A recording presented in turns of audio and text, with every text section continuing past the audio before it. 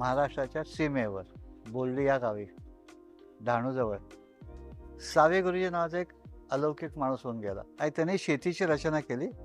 आणि हे जे लेखक आहेत ते सुद्धा विलक्षण व्यासंगी आणि अभ्यासू व्यक्ती, लिखाणशैली खूप छान, तरी वेगळी पुस्तकं लिहिली.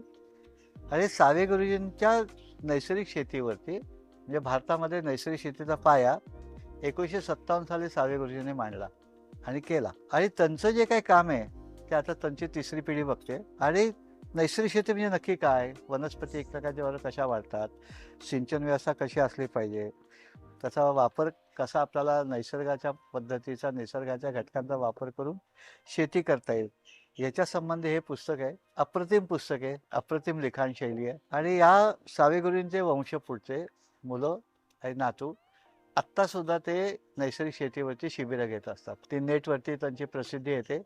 जरूर त्यांच्याकडे जाऊन नैसर्गिक शेती काय आहे याची माहिती घ्यावी आणि आपली शेती नैसर्गिक जी आपण करणार आहोत त्याच्यासाठी खूप छान पद्धतीने आपण कशी करू शकू, कमी कष्टामध्ये, कमी त्रासामध्ये, कमी इनपुटमध्ये.